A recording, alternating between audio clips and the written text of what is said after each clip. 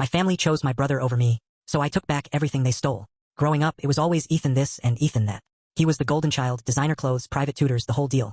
Meanwhile, I was the background noise. Ramen for dinner, wearing hand-me-downs that didn't even fit. I drove a broken Toyota with duct tape on the mirror while he got a brand new BMW for his 18th birthday. Mom would say, he just needs more support.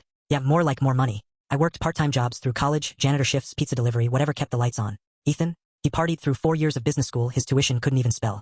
But I didn't complain. I figured one day, when I made something of myself, maybe they'd finally see me. That day never came. Because when Dad passed, the will came out. And it broke me. Ethan got the house, the business, the inheritance, everything. I got Dad's old watch.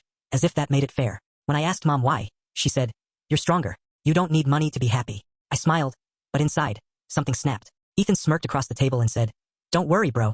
Maybe I'll hire you someday." That's when I decided.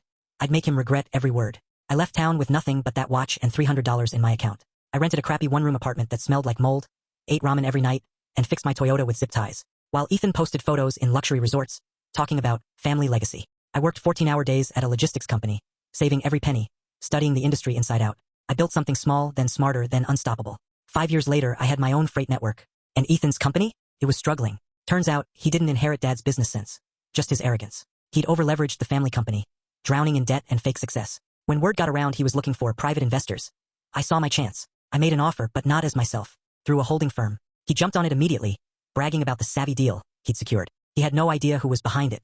We closed the deal in 2 months. The day he signed over controlling shares, I scheduled a meeting. He walked in, all smiles, wearing a $3,000 suit and that smug face I'd seen my whole life. Then he froze, because sitting across from him was me. I leaned back and said, "Remember when you said you'd hire me someday? Looks like I hired you." He went pale. Mom called later, crying, asking why I do this to family. I told her, family stopped meaning something when you sold it. Ethan tried to fight it, but the contracts were airtight. His accounts drained, his BMW repossessed, the house foreclosed. He moved into a tiny apartment downtown.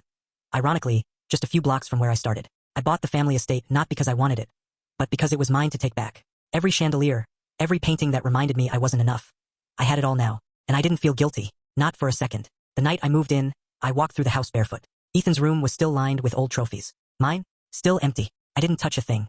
I just stood there, listening to the silence that used to scream my name in pain. I looked down at Dad's watch, the one thing they thought was worthless. Turns out it was the only thing that ever mattered. Now, I drive past Ethan sometimes. He's in a beat-up Honda now, wearing cheap sunglasses, pretending he's fine. He doesn't look up when I pass in my black Mercedes. But I see him. I remember how it felt to be invisible. And for the first time in my life, I let him feel it too.